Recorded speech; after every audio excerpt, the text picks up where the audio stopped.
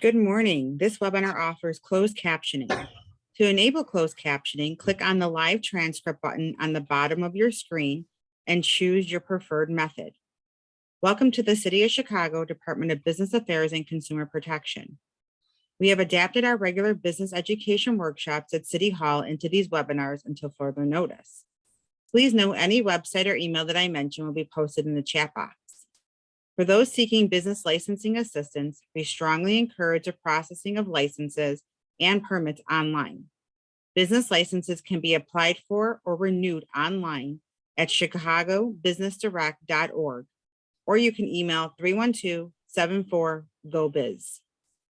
If you are part of the BACP Entrepreneur Certificate Program, you can get credit for joining this webinar by sending an email to bacpoutreach@cityofchicago.org. If you want to learn about the program, please visit chicago.gov/businesseducation. Also, this webinar is being recorded and will be available at youtube.com/ChicagoBACP. Again, I will post the mentioned information in the chat box. We encourage attendees to ask questions. Please use the chat box to send your questions. There will be a Q&A session at the end of the presentation. Please note that the views, information, and opinions expressed during this webinar are solely those of the presenter and do not necessarily represent the official policy or position of the Department of Business Affairs and Consumer Protection or the City of Chicago. Today's webinar will be how to create a right digital marketing strategy, presented by Joanna Hernandez, founder and marketing strategist of RAZZO Marketing Group. Joanna? Thank you, Geraldine, and good morning, everyone. I am so happy to see you all today. So we're going to go over some really foundational stuff in today's presentation with the focus of creating a strong digital marketing strategy for your business. So when I think of marketing, especially as someone who grew up in the late 80s and late 90s, I think of, oops, there's a little bit of a lag here. So I think about Ariel. And, there's a song in The Little Mermaid where she says, I want to be where the people are. And that is exactly what we're doing here. We are going to the water cooler effectively, where people hang out online. When you think about marketing your business, you want to be where the people are. You want to be where the water cooler is. And part of that process is understanding your target audience. So you may have done this already, or you may be in the process of doing it. As you're creating a business plan, you want to get a basic understanding of who your target audience is. So we split this into two groups. We think about demographics, and then we think about psychographics. So demographics are like where they live, what their age is, gender, income, all of that.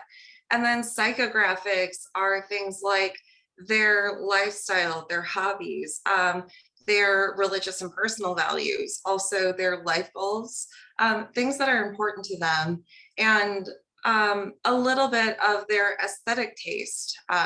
Since we are working to appeal to these folks online, we do want to incorporate some of their aesthetic taste into some of your marketing and branding, as well as, just the aesthetics that make sense for the brand.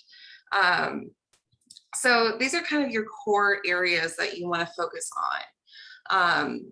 And the way you can do this, some of the questions you want to ask yourself, like after you get a sense of their demographics and psychographics, is where do they spend most of their time online? Do they use social media? Why do they use social media? Who do they follow? Which platforms do they prefer? Why they use websites? And what do they love most about your competitor websites, and what do they dislike the most about your competitor websites? We're going to come back to this slide later when we talk about social media and websites, but these are just some things to think about when you're putting together your online presence. You do not have to be everywhere as a business. You only want to be in 1 or 2 places, or even 3, however many makes sense for you. You only want to be in the places where your target audience is. So again, going back to being where the people are, you'll just want to focus on those channels. So when you get a sense of your target audience, you can gain insights into the life of your target user. You can generate relevant content ideas, so ways to build a connection with them. You can also build out what we call content pillars, which content pillars are the kind of like the core topics that you talk about on your website, on your social media, in your email, and in other areas of your marketing. So that's part of your messaging strategy. Doing this also helps you understand where to find your target audience. In Chicago, it's great because all of our neighborhoods are like small towns, essentially.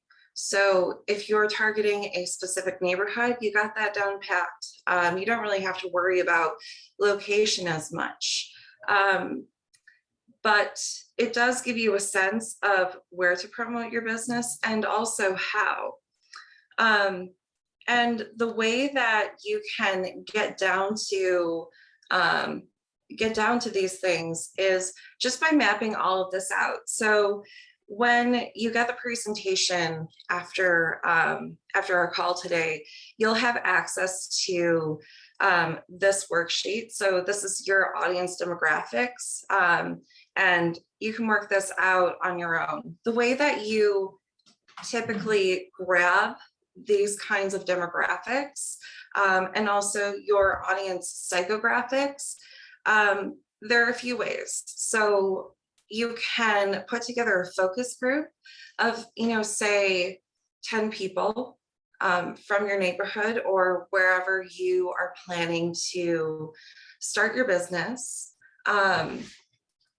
Or you can use a tool like Pollfish, which is an online survey tool, to cast a wider net and to really get an exact understanding of who your audience is, what they value, what's important to them, and in this context, where they hang out online.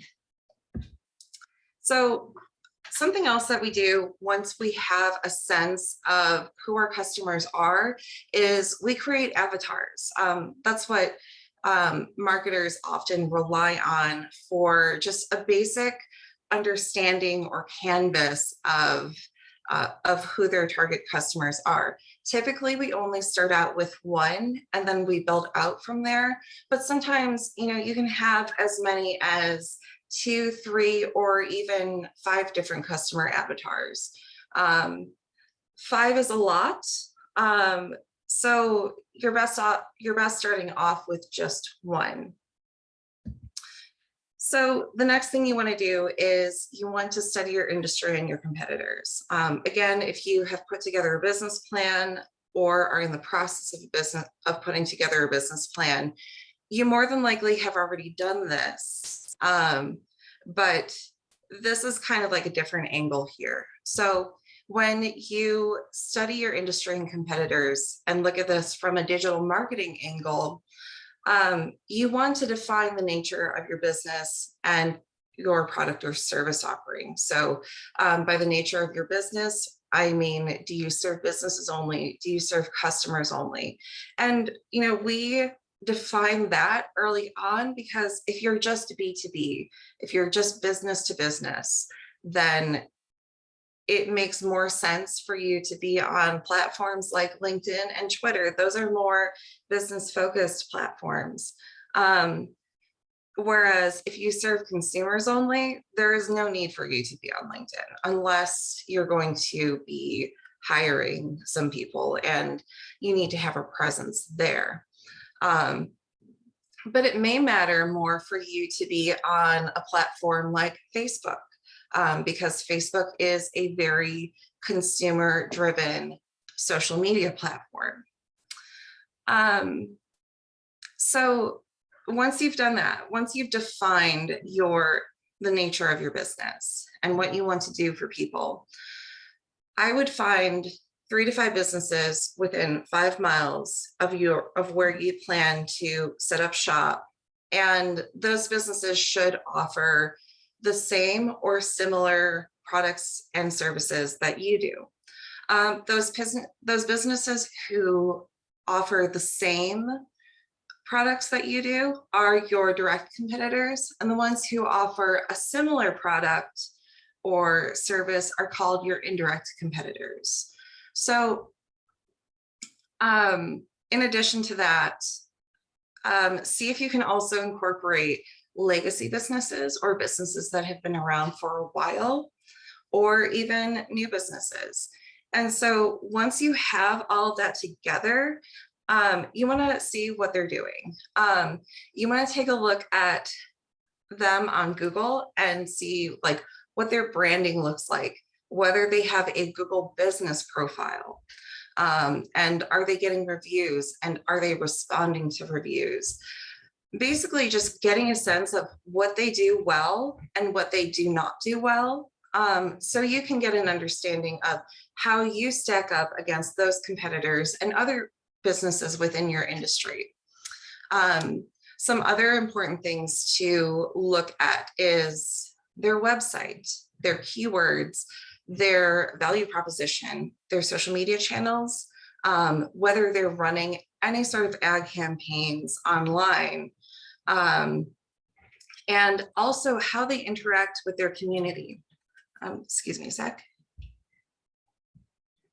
So we like to highlight these things specifically because it helps us develop a SWOT analysis, or it helps us get an understanding of strengths, weaknesses, opportunities, and threats. So understanding what your strengths are versus what your competitors' strengths are, understanding their weaknesses, finding ways that you can come into the conversation and add value.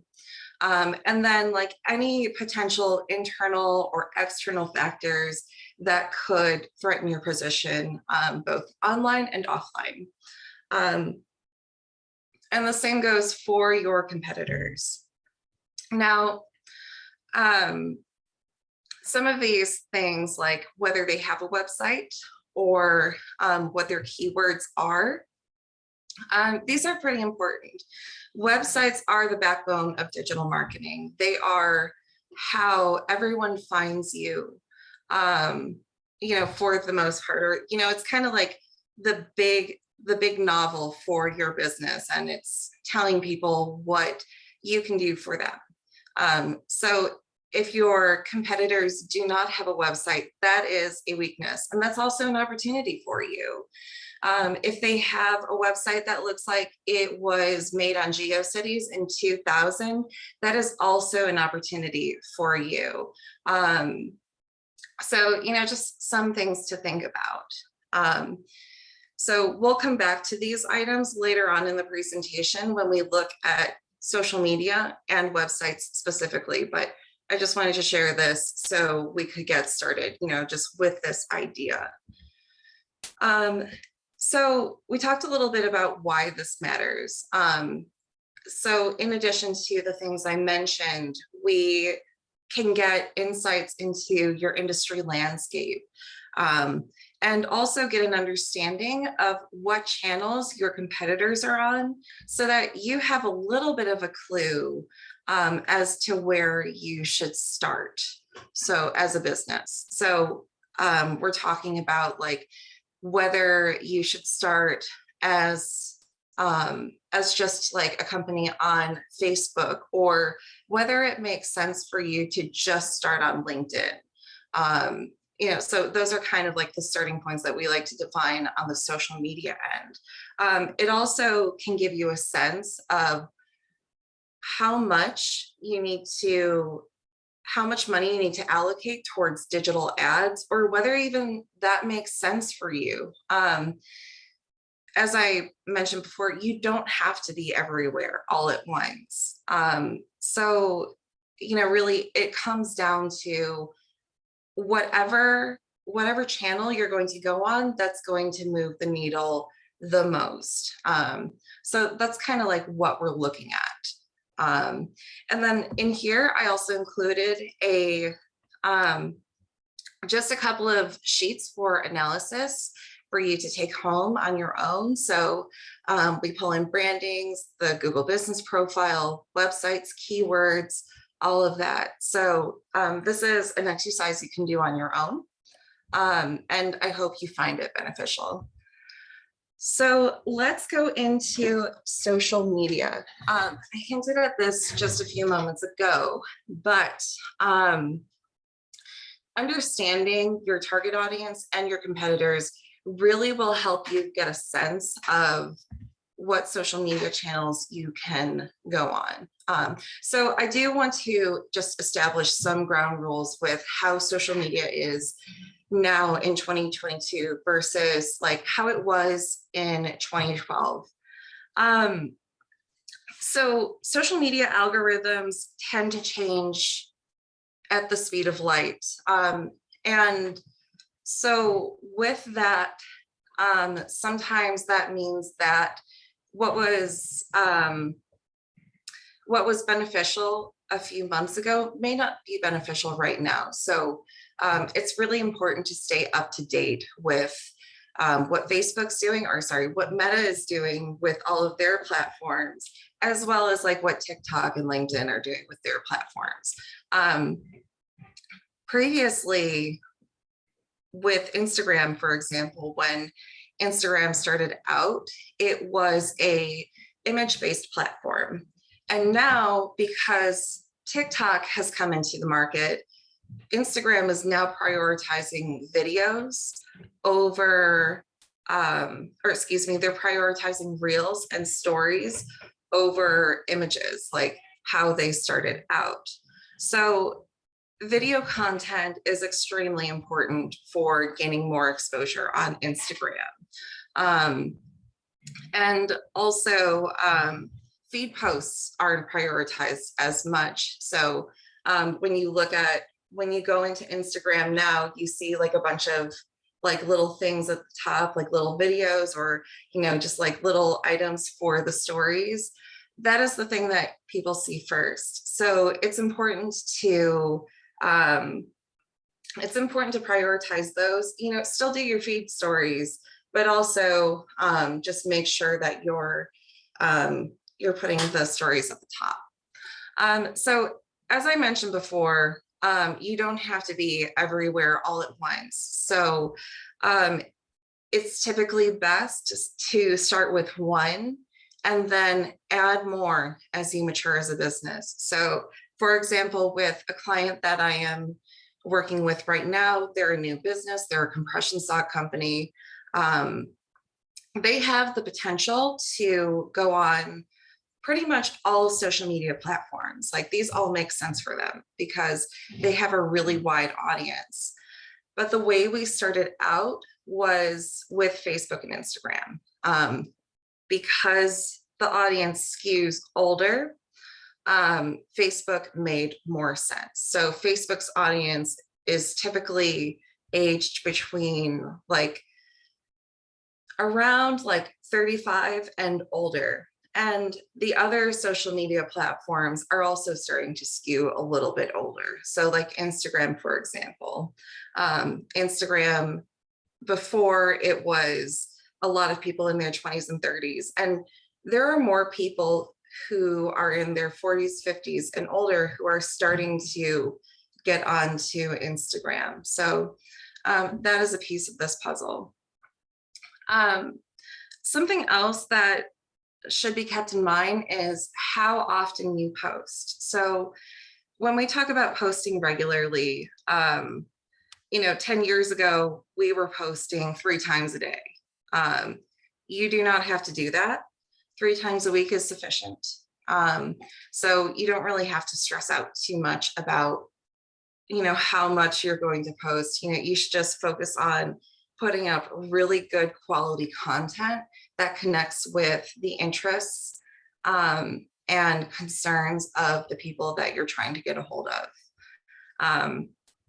Something else that is really helpful is to sit down once a month and plan your posts ahead of time.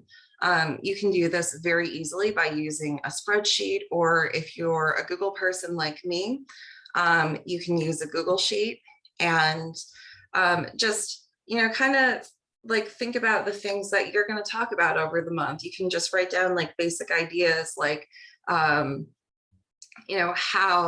compression socks improve circulation, or how they help with athletic recovery. So, stuff like that. And based on that idea, you can translate that into a social media post.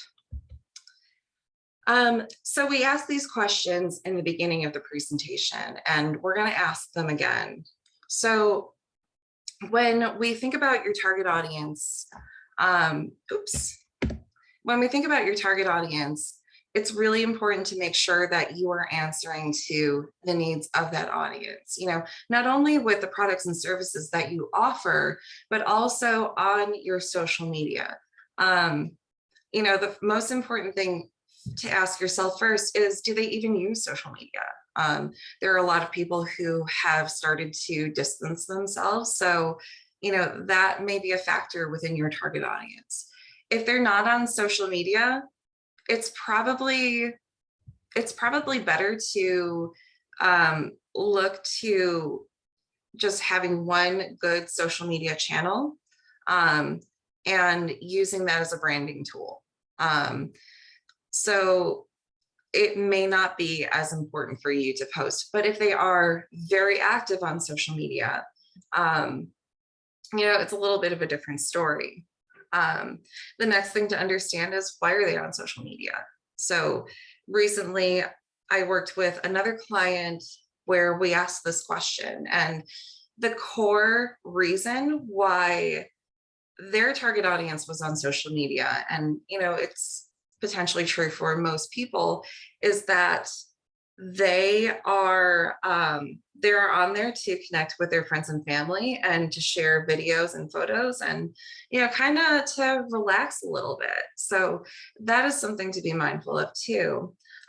Also, understanding who they follow on social media is important. So whether they follow actors, directors, musicians, all that, that'll give you a little bit of a clue as to, say, if you want to build a relationship with an influencer, you can bring in an influencer that they follow, or, that your target audience potentially follows, and that influencer can help promote your business.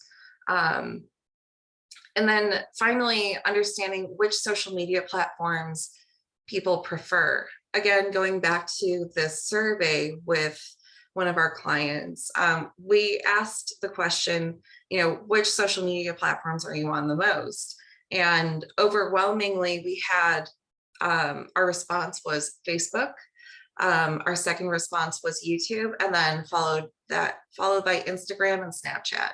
So very different from what we were expecting, but also very useful. All right, so we're going to talk a little bit about what building your foundation looks like.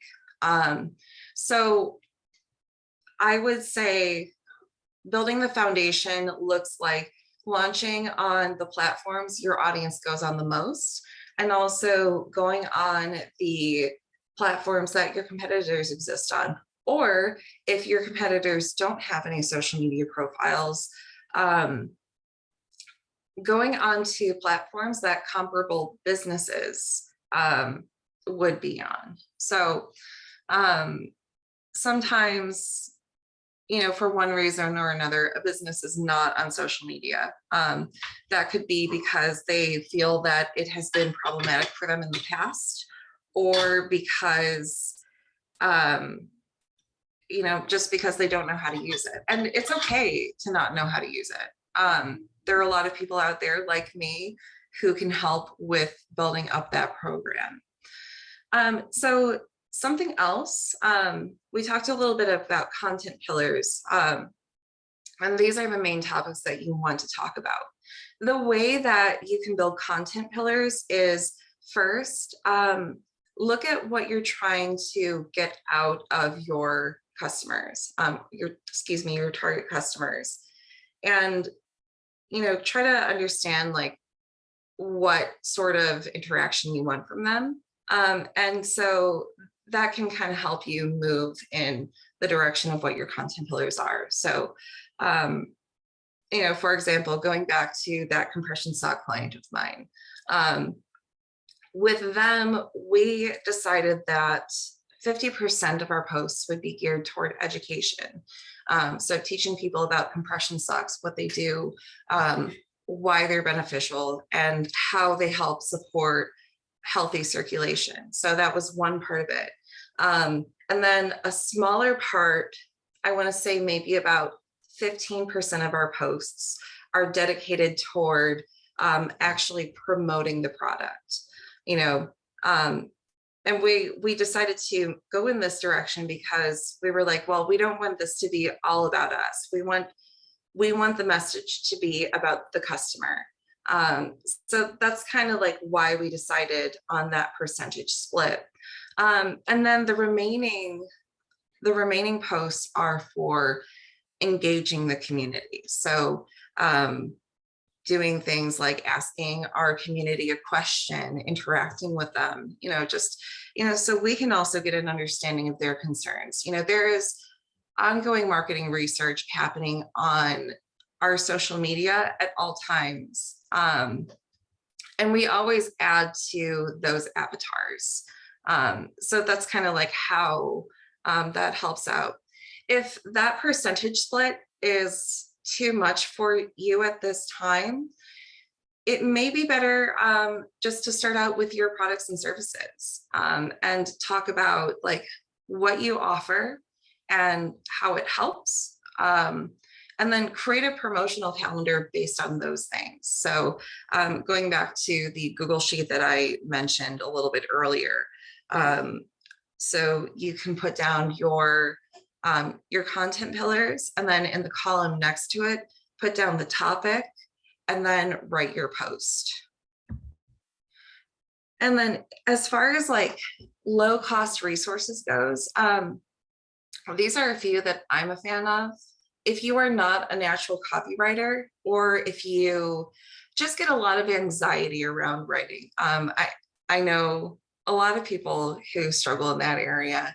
Copy.ai is a good resource to start out with. It can kind of help you get your juices flowing, and you might even find some good content on there that you can use to promote your business on social media. So copy.ai is an AI, and what you do is you punch in the information that you want, like your product, what kind of tone you want the copy to be written in, and then also like what you want the post to be about. So it's got a little section for Instagram copy, also stories. And so like once you put all of that together inside of that little area, it'll generate like a few different story captions, or even a few different Instagram feed captions. It is no replacement for a copywriter, but it is a good tool just to help you get started. And then I also really like Pexels and Unsplash for free stock images. The Choose Chicago domain digital asset manager is also good for free stock images of the city. You may not get that as much with Pexels and Unsplash, but these are all really good options. Like if you're looking for a way to talk about the business or talk about the city, and how your business integrates in with the city of Chicago. So all three great options. And then I also enjoy Ripple and Legend for their video creation capabilities. Like, they are one of those, they're the kind of apps where you can take a single photo and turn it into an animated GIF. Or you can create a little video from a photo and just make it move so that it does look like a video. So super handy tools there. Now, let's talk about websites and SEO and how these foundational elements of understanding your target audience, industry, and competitors influence this part of your digital marketing strategy. So this is a pretty big area. It's also a really intricate and complicated area, and I can't distill it into a few slides, but I'll do my best. SEO has a lot of facets and a lot of components, both on and off of your website. Earlier, I mentioned a Google business page, and the reason that is important is, especially for brick and mortar businesses, or in marketing, what we call local businesses, that influences 50% of your traffic. So in addition to a lot of the elements that influence your search engine ranking, like keywords, visitor experience, your content quality, etc., your Google business page is a very important driver for bringing traffic into your website. And in working with the clients that I have on board, many of them being hotels, we found that to be extremely true. So, for example, I work with a hotel out in Valley Forge, Pennsylvania, and they have two websites. So one is a website provided by the larger brand that they sit under. So First Name Paris. The second is a website that my colleagues built for them. And so for a little bit, we saw a kind of like a yo-yo pattern happening, and we wanted to understand why. So we went through all of the different components that could cause a website's traffic to just completely swan dive. And we found that the answer was the simplest thing. It was the Google business page, because I guess what happened was someone at the larger brand was unlinking the vanity site on that little website button and replacing it with the larger brand website. So when that happened, that's when traffic would go down just almost instantaneously. And so we would change it back, and then traffic would go back up to, to be much higher than it was 2 months prior. So, we were in that yo-yo pattern for a little while. So all's to say that Google business pages are extremely important. And especially if you do have a brick and mortar business. They are the core thing that helps people get directions to your business. They also help people get an understanding of like what your hours are, what prior customer experiences have been like. So it's a really important tool to have. As far as websites go, every business needs a website. It doesn't matter like how new or old you are, every business needs a website. It's an online brochure for your business, and it tells people about who you are. So it's such an important element. And also, it is the place where people can go to get more information about your business before they decide to buy. Every website has a different purpose, and this is really important to define when you're going to build a website. So some websites are online stores where you can buy products. You can also buy services. Other websites are sources of information. You can order food through a website through like a menu like Toast, or it can be a blog, or if you're a photographer, it can be your portfolio. So really important resource there. And then when we talk about on and off page SEO, and what's actually going to help you, there is a large emphasis on keywords, and they are a component, but they're not everything. SEO, as I mentioned before, it exists both on your website and off of your website. So the stuff on your website is the keywords, how helpful your content is, and then also your website's age and whether or not it is credible. Credibility really does matter in SEO. One of the ways I simplify SEO is I say it's all about trust, and whether or not people trust your website to help them come to the resolution that they need. So essentially, it's a means to an end. So when we talk about building the foundation, and we talk about experience, we want to think about what kind of website is going to give your customers the best experience, what your target customers would use your website for. And then going back to those questions and that thought work around our competitors, understanding what your target customers love the most about your competitor websites and what they dislike the most. Sometimes what they dislike the most can be anything from whether or not the website is easy to get through, or just that people can't find the information they need.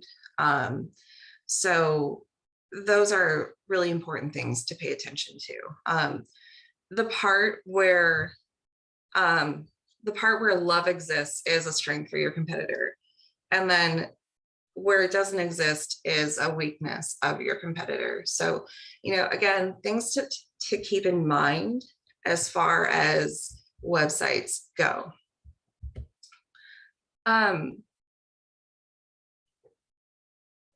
So sometimes businesses are looking to get up and running quickly. The way we like to handle this, if that is the case, is just create a single page website. Only put down the essentials so that you can kind of, start to build an understanding of your business and also a connection with your target audience. And then add a new page every month. The good thing about doing a website this way is that it tells Google that, you are working on becoming larger, and it does give you some more points with the search engines. And it's a way of enhancing your ranking. I mean, eventually, you will want to continue to add website pages over time so that, you can continue to tell Google hey, look, I'm still working on this. I'm still expanding, take a look, it's worthwhile. And then also, as I alluded to before, get a Google business profile. And especially if you have a storefront or a physical location. Something else to consider is your customer analysis. Basically, now that you know them, you know who they are, think about how you're going to talk to them. Think about their pain points or the things they struggle with and how you can help resolve those pain points. Also, their lifestyle. Are they digital people? Are they not digital people? Things of that nature. And then also, you can fill in the intellectual gaps left by your competitors. By intellectual gaps, what I mean is information that your customers may not be getting from your competitors that you can provide, and information that will help them choose you over your competitors. I think that's really important. Your website should also do three things. It should answer relevant questions, solve relevant problems, or enable transactions. So, it should really do any one of those. And then when you implement your keywords, it's best to use one keyword per page, and then also use your keyword in your page heading, in your page title, and the first 150 words of your page copy. So that's kind of how we start to signal to search engines that you can potentially help solve a problem. It's also helpful to include related or similar keywords.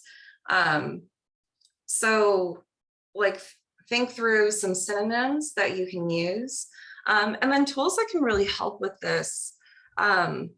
We'll talk about that on the next page. But basically, this is an overview of kind of how you find your keywords.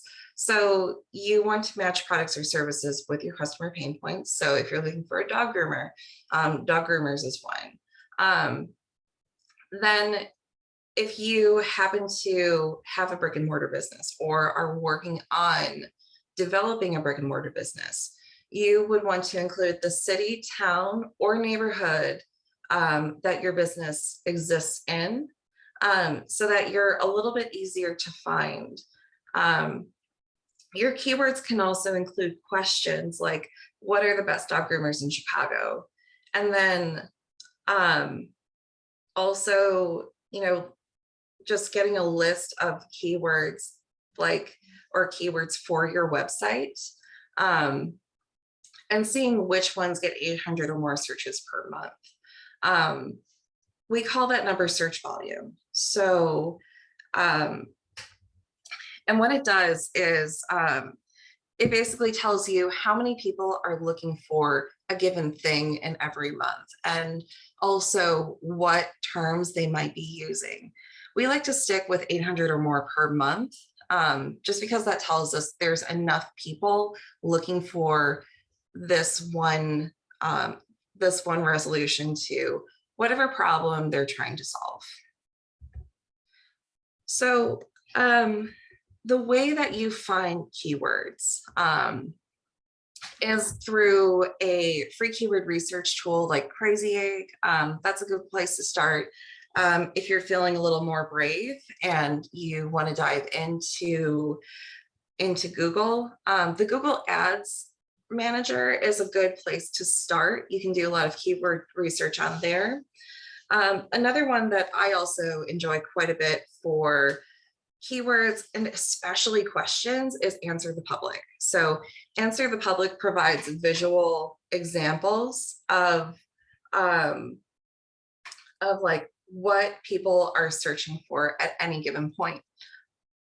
And then if you're working on developing a website, Namecheap is a good resource for a cheap domain name.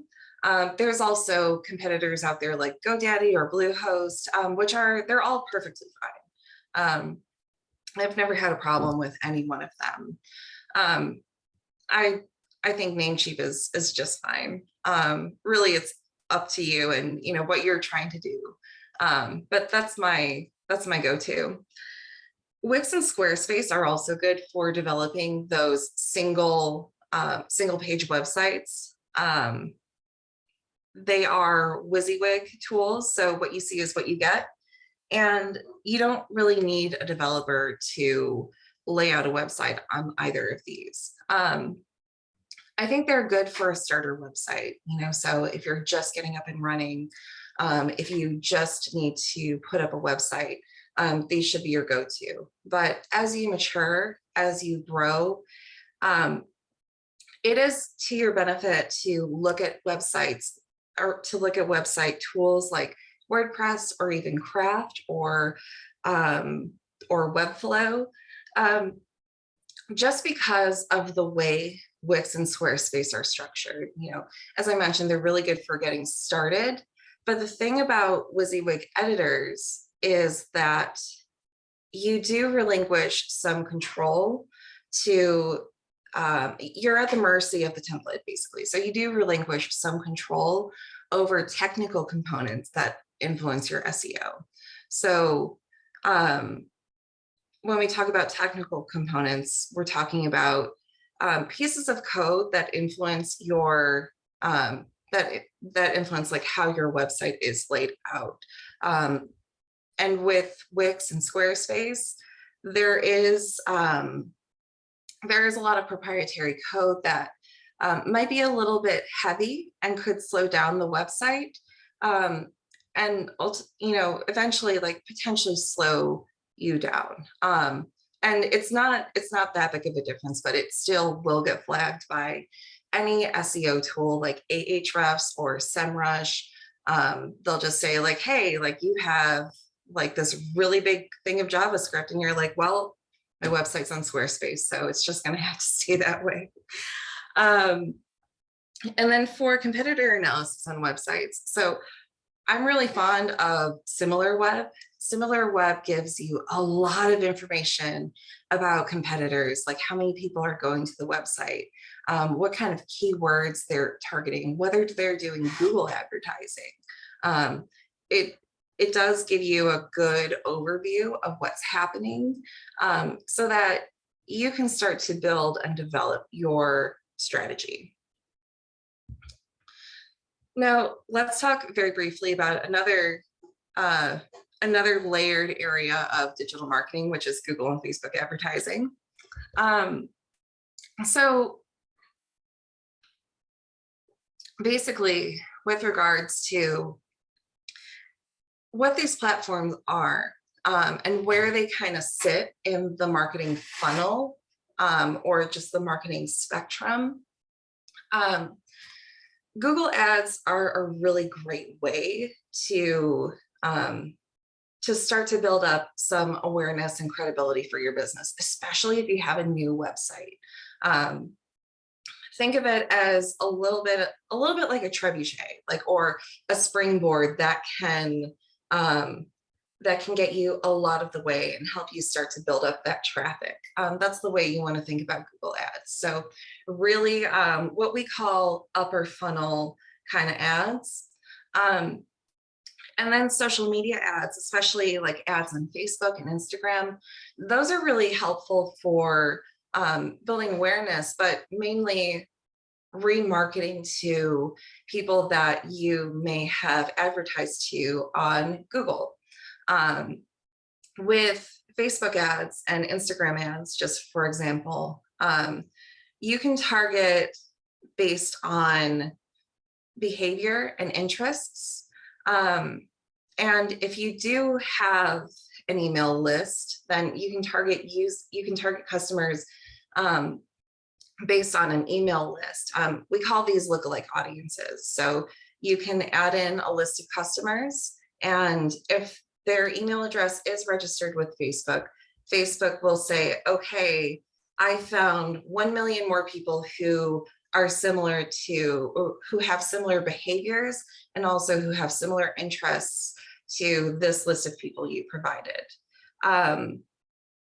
Otherwise, if you only target based on behaviors and interests, that is completely anonymous. So you can only see like the broad brush strokes. So if someone, say, for example, really loves Gymshark, we don't know who that person is, we just know they love Gymshark.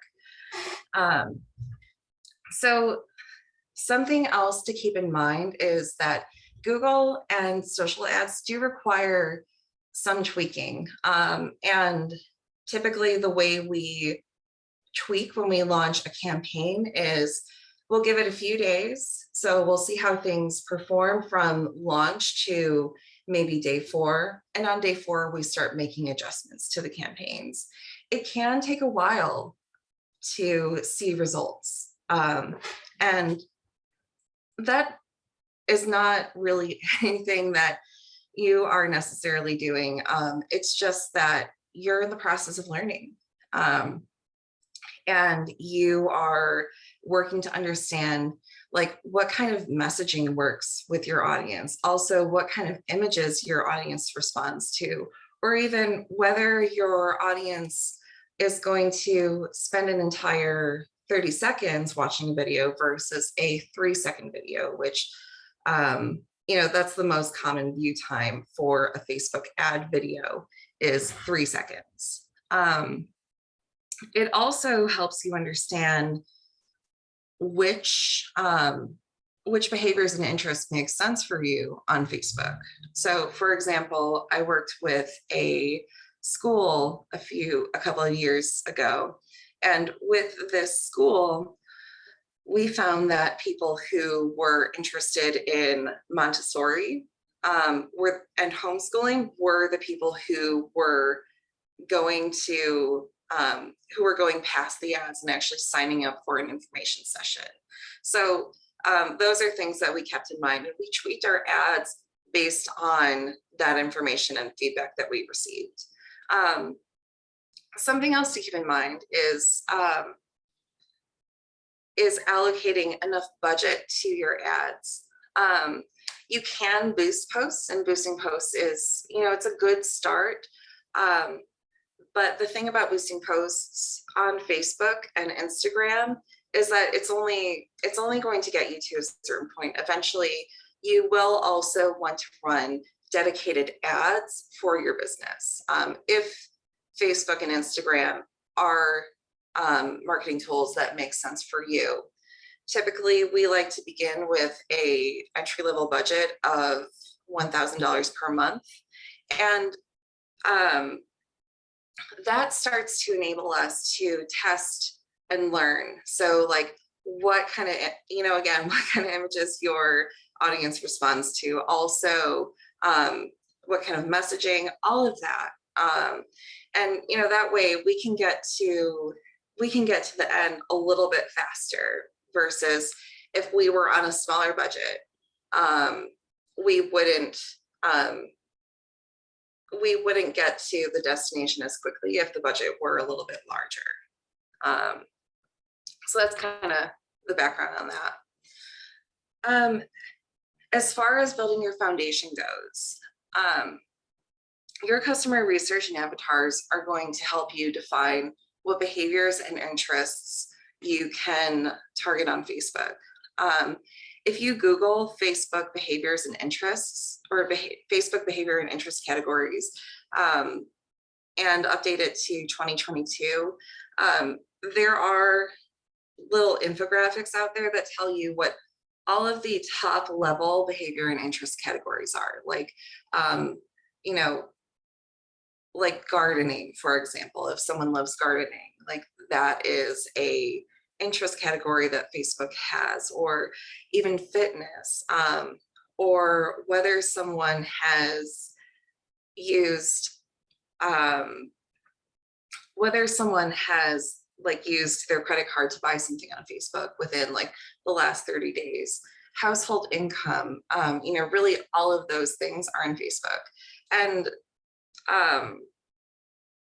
sometimes it depends. I mean, it depends too on like how much information someone has provided about themselves, like, whether they are married, whether they're engaged, things of that nature. It all depends on, what someone is doing on Facebook when they're there.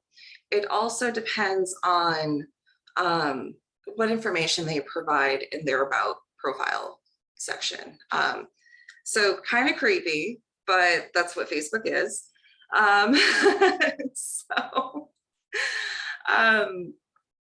And then part of your foundation, kind of like, as I alluded before, is creating different campaign sets based on, whatever you're testing. So you only want to test one thing at a time. You don't want to get a bunch of variables and throw them in, because when you do that, you don't really get your answer.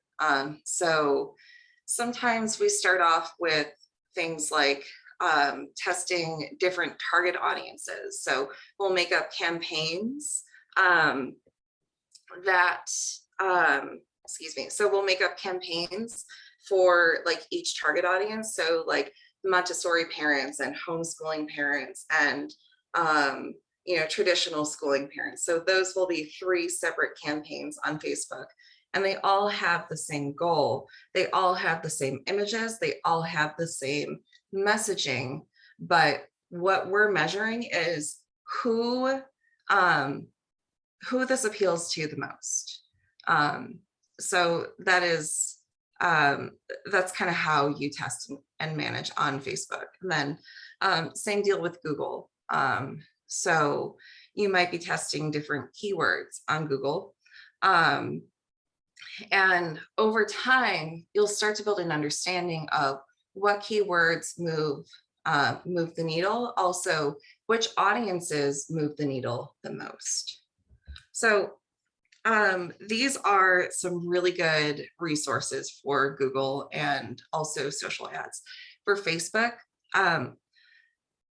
pretty much all the ads that are run on Facebook are publicly available. So if you want to see what a company like the Bar Method is doing, especially like the Bar Method in River North, or or even 3 dots and a dash, you can go onto the Facebook ads library, type in the name of their page, and then you can see what ads those folks may be running. And so that's helpful to do with your competitors and also comparable businesses in your industry. So you can also incorporate the research you're doing there into your SWOT analysis. So understanding what the strengths in messaging are, understanding what the weaknesses in messaging are, and then where you can come into the equation and add value. So that's how the Facebook ad library helps. Another thing that is helpful that does take a little bit of setup is the Meta Business Suite. So this is where you can this is where you can create retargeting pixels that you put on your website. This is also where, if you have products, you can create an Instagram shop that connects directly with your website. And auto loads all of your products onto an Instagram shop so that you can make Instagram shoppable. So you also get a little bit more in-depth targeting here. I mentioned before the Facebook behaviors and interest categories, and this is really where those live, is when you're building a campaign in the Meta Business Suite, and you get to the point where you add in your audience demographics and psychographics, you can type in the interests and the behaviors, and you're able to get a much more refined way of targeting than you would if you were just simply boosting a post. Boosting a post does allow for some interest, but they're very high level and very broad. So it's not as precise as the business suite would be. So I do encourage everyone to eventually check this part of Facebook out if that platform does make sense for you. The one thing to know about running ads on Facebook is that all of your ad approvals are they're approved by AI. And that's really great for everybody. It makes it a lot easier for an ad to go up and to run. But sometimes the AI might flag, they might flag an ad that you put up. So for example, I have a client that has one of those Jade Beauty rollers that you roll on your face, and it got flagged as a medical device. You cannot advertise medical devices on Facebook. So we appealed the ad and it got rejected again. When that happens, we escalate to Facebook VIP support. So Facebook VIP support is a live person who can take a look at your ad. You message them on Facebook Messenger, and you share a little bit of information about your account, and they can kind of help you figure out what your next steps are, like whether the ad is approved or whether it is not approved. Eventually, with this client, we were able to determine with Facebook that the product we were trying to sell was not a medical device. It was a health and beauty device. So we were fine there. So Facebook VIP support is extremely valuable. It will save you a lot of headaches, as Facebook is a pretty frustrating platform to launch on. And then going back to Ripple and Legend, these are great tools for creating video ads as well. The Meta Business Suite also has tools that are integrated that can help you build ads. So you can start to build canvas ads, or even develop those multi-picture ads. We call them carousels. And that's also where the Meta Business Suite comes in handy. So I hope this has been beneficial for you. I really hope that Ariel has inspired you, and that this has been helpful for you. So I really just want to say thank you for your time. And if you have any questions, I am ready for them. So thank you. Great. Thank you for such a great presentation. Lots of great ideas, great information. So let's start with the questions. Number 1, do you think Facebook is the top B2C social media and LinkedIn is the top B2B? Are there any others you'd recommend? So this is where it depends. I would say for B2B, LinkedIn, yes, absolutely. It is the best for B2B. Followed by LinkedIn, I would go on Twitter. But when we talk about B2C, Facebook probably yes, but it does depend on the age of your target audience. And that's where doing market research is really helpful. So Facebook does tend to have folks on it who are around 35 and older. And then we go to Instagram, which is primarily millennials and Gen Z.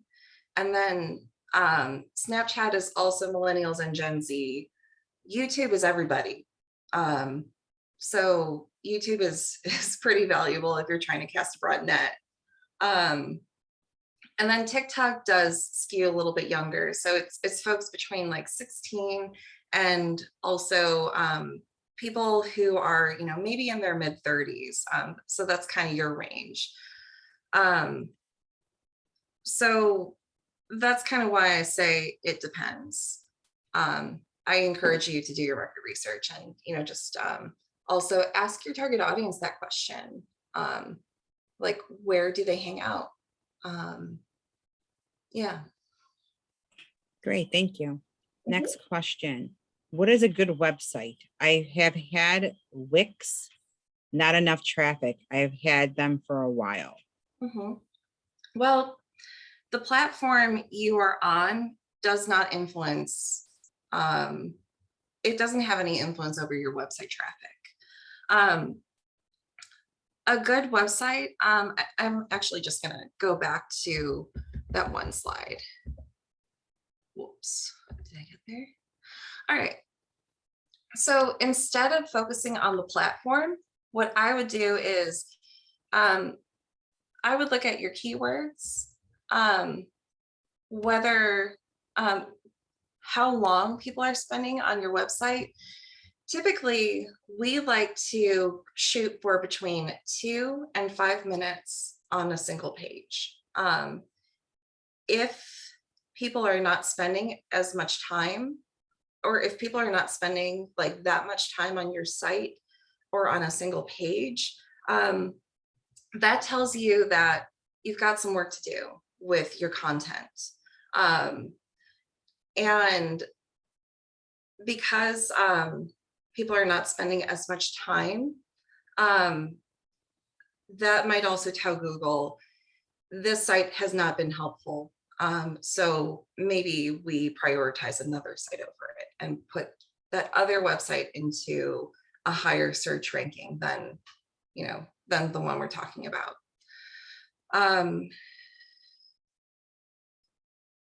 It might also be the way your site is organized. Can people find the information that they need quickly and easily?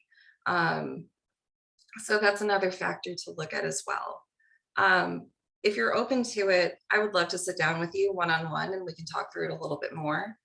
But those are just, kind of some things to think about. So to answer your question about what a good website is, it's more so these things that matter for high search engine ranking than what your platform is. So I hope that's helpful. Great, thank you. Mhm. Next question. We have a few questions on how do we get the worksheet you were mentioning? Yeah.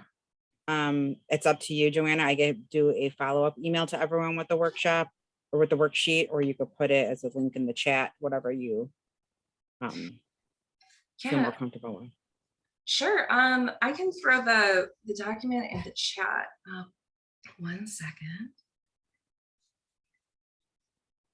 My mouse is okay. There's my mouse. And then as you're doing that, I just want to remind people that this is being recorded and it will be posted on www.youtube.com/Chicago BACP. And I also put that in the chat.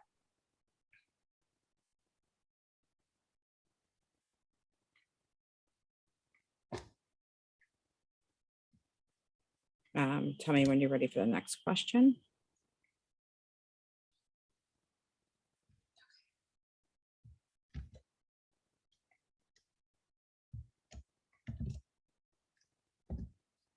All right.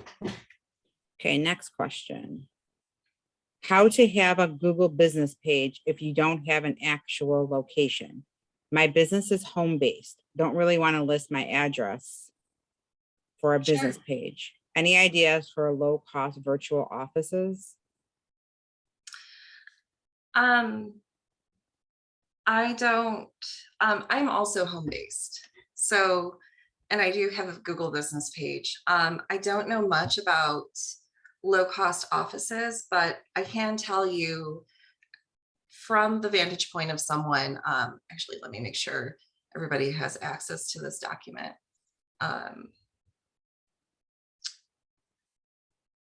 Hold on 1 second. So I share my service area. And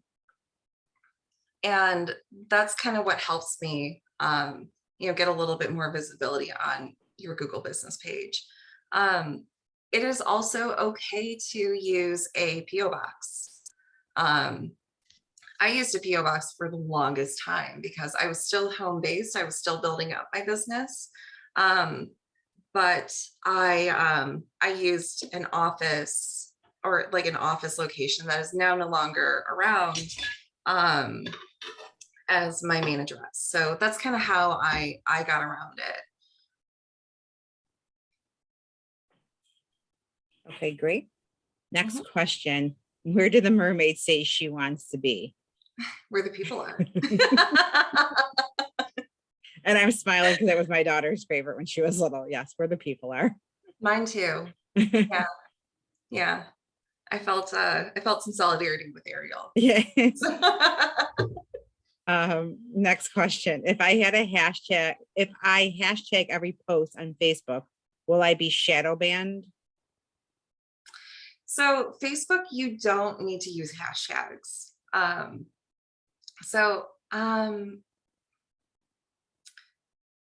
Instagram and TikTok are the platforms where you will want to be using your hashtags.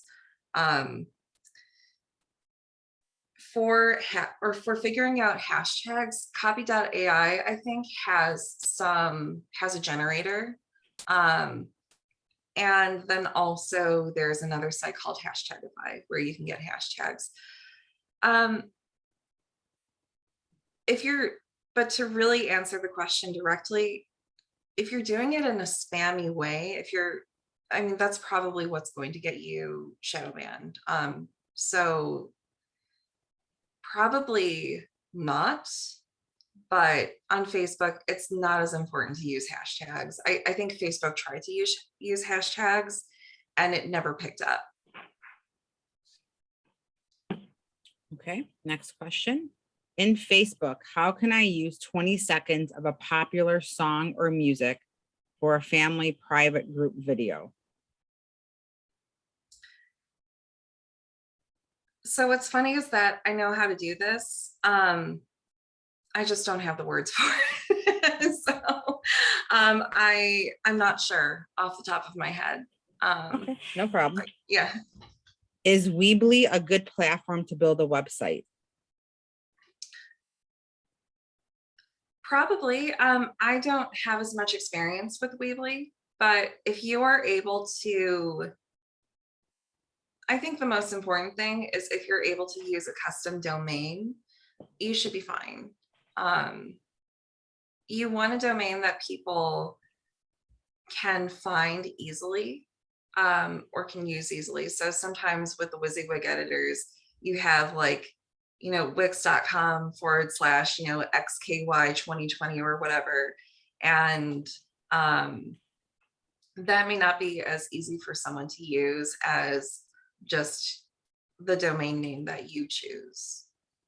Okay, great. Where should I start to build a new website for free or minimum cost? I think it depends on what you're doing. So for e-commerce or product-based websites, I think Shopify is probably your best bet. It might cost a little bit, but it's not going to cost as much as a WordPress website. A WordPress website will typically range anywhere from $5,000 at the minimum if you're using a template, if it's a small site, anywhere up to several $100,000. But that's like if you're a super mature business, if you have a lot of pages that need to be built, all that. So I would say my choices would either be Squarespace or Wix. Like they both have their merits. Wix is nice because you can have like those top line links, or all those links up at the top of the page, and they can be clickable. Squarespace doesn't really have that. You have to, the way it's organized is a little bit weird, in my opinion. But it's still not a bad place to start. The nice thing about Wix too is that it does have the AI developers. So you can get a website up and running in about an hour with Wix. So Wonderful. I guess Wix. Yeah. Great. You posted the doc to the host or a panelist. Do you want to post it to everyone or do you want me to send it out? Oh my goodness. Oh, sorry. I thought you posted it to. No, no worries. I did too until someone asked me. No problem. Sorry, everybody. It is so Friday. It is so Friday, everyone. Are there any other questions? If everyone could please put their questions in the chat.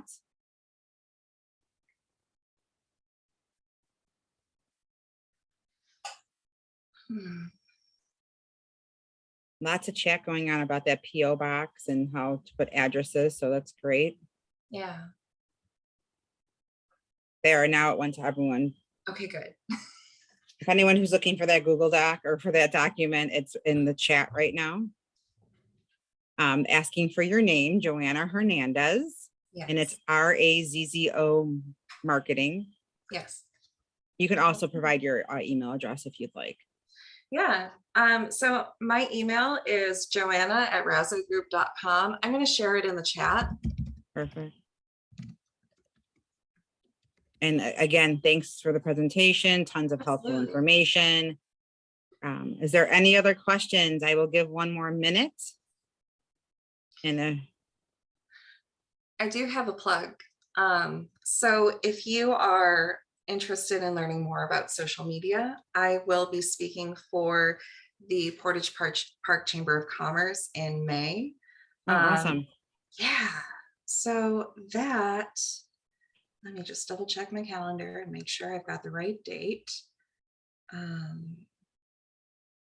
So on May 10th at noon, I'll be speaking for the Portage Park Chamber of Commerce. And then Geraldine, I can share the Zoom link in a Yeah, that would be great. email Portage when we Park get off. Chamber is one of our NBDCs, a partner of ours. So that's a great, great partner. So they're lucky to Awesome. have you. This has been a great presentation. And also then I'm going to plug real quick our remote small business expo, which is on May 5th. You could go to cityofchicago.gov/BACP for more information. You could get credit for this webinar by emailing bacpoutreach@cityofchicago.org. That's bacpoutreach@cityofchicago.org. And I think we are good. Joanna, thank you so much. I've sat through a lot of webinars in my time, and I've heard some new things for this one. So this is great. I'm so glad. Yeah, this is a great webinar. I'm glad. I hope everyone enjoyed it, got some great information. I hope everyone has a great holiday and a great weekend. Thank you so much. Absolutely. Thanks, everyone.